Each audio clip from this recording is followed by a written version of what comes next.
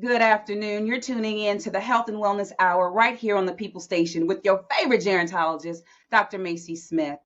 A couple of weeks ago, we learned that Orangeburg County, Orangeburg, South Carolina, ranked number 8 in the with the highest prevalence of Alzheimer's disease. Those numbers were very alarming. And so, you know how we do it here. We like to keep you connected to the most current and up-to-date information and share with you resources. So today we are joined with Miss Kris McCabe. Kris is a caregiver for her grandmother who is living with Alzheimer's disease, but Kris is not the typical family caregiver. You know, the typical family caregiver is around 49 and a half, 50 years of age, but Miss Kris is not. Kris, welcome to the Health and Wellness Hour on the People Station. Awesome. Thank you for having me. I'm excited to be here. We are excited to have you. So you saw how I introduced you, right? I said that you were not the typical caregiver, family caregiver. And what do you think I mean by that? For me, I started caregiving when I was 29 years old. I had no idea what I was jumping into. I just knew that my grandma needed more support and more care than she was receiving. And everyone in my family kind of tried for a little while, and then it kind of just came down to me. I was the last one. I was the youngest. No one expected me to do it. But I just had this feeling inside me that I had to try. So here we are 6.5 years later. 6.5 years later, you started caregiving for your grandma in 2017. The ripe age of 29, I can say that now since I know what that looked like. And you're the millennial caregiver. And I'm going to be honest with you, Kris. Millennials scare me a little bit. I have one. I have one or two, right? They scare me a little bit. And in fact, I had a student in my university class, several of them who said, you know, my parents are older, my grandma is raising me, and I don't want to be a caregiver. What was that one thing that, you know, just kind of sparked in you to say, I'm doing this?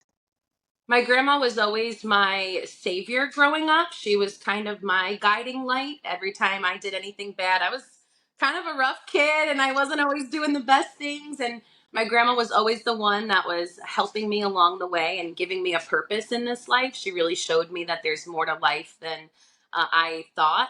And so when it was her time, I saw her kind of really stressed and needing guidance. And I Mm. just wanted to be that person for her. There was really no um, I needed something in my life as well. It was really serendipitous. I do say that I have a special connection with my grandma, and not many people kind of want to do this. It's usually Mhm. just kind of thrown at them, and they don't really have a choice. But for me, I just felt like it was something I had to do.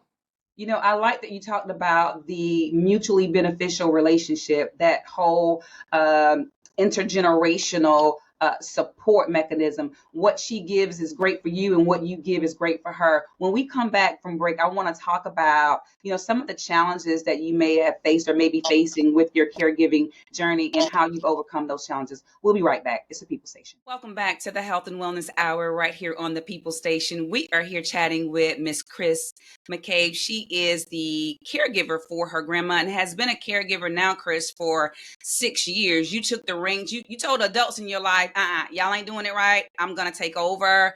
And that's such a blessing that you did, because I know that you are as much of a blessing to her that she is for you. But we know caring for those living with Alzheimer's and dementia, they do present challenges. What types of challenges have you been faced with being a millennial caregiver, maybe being in that sandwich generation, and how have you overcome those challenges?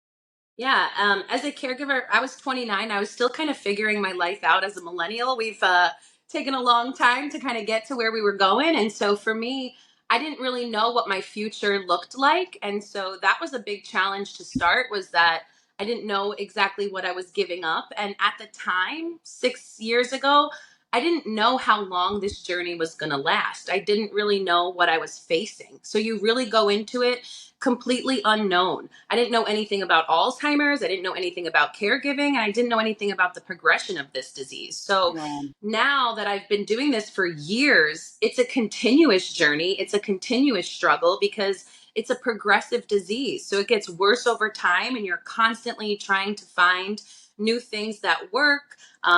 New sicknesses arise, new symptoms happen. And so you're constantly trying to figure out what's next. So that was a really big challenge for me, and just kind of the unknown. It can be Yeah. really daunting to not know what's next. Yeah. What has been a support or a help for you along this journey?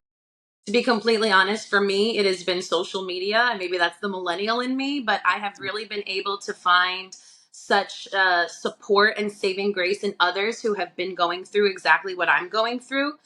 There's really something about caregivers that we have this mutual respect and understanding, because unless you're doing this job, you really truly can't understand the ins and outs of a daily life of a caregiver. And so finding that emotional support was really important for me.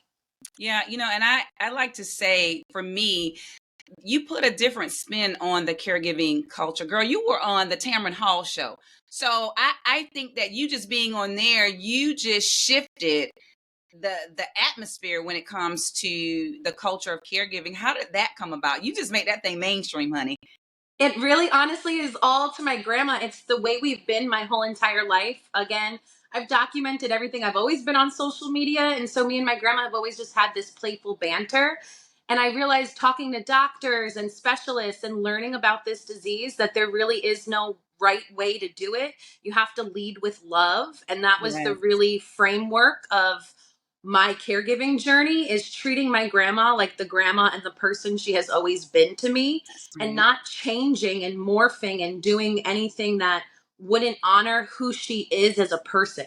Yes, her brain is dying and there's lots of changes, but I truly believe that at her core, she is who she is. She still has emotions and feelings.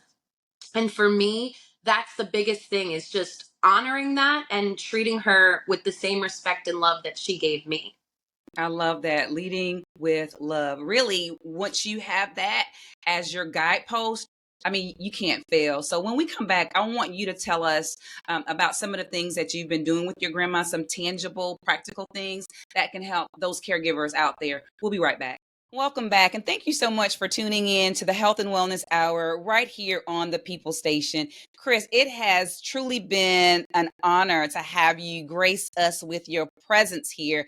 I want you to tell our listeners and our viewers, what are some of those practical things that you have done with your grandma? And I'll tell you, I follow you on social media, and Miss Mary does not bite her tongue. We Southern, we put a miss and a mister in front of everybody's name. She does not bite her tongue. And so I love that you say that you lead with love. You don't change how you engage with her. But what are some of the things that are very, very, very, very practical, but also very powerful in her journey and in your journey throughout this Yeah. disease process? So for me, it was really maintaining a sense of self and just trying to keep her doing things that she would normally have done in her own home.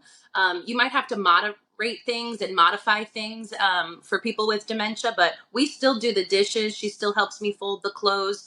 Real things that don't make her feel like I'm taking away from the life that she's living. I think Yeah. about her when she was living on her own. What are things she would have been doing? And I try to bring that to the table. So we do a lot of hair care. My grandma was a hairstylist, and so Oh, was she? yeah, so we Oh, modify wow. things, and she'll even just brushing my hair or doing things that she used to do when I was younger.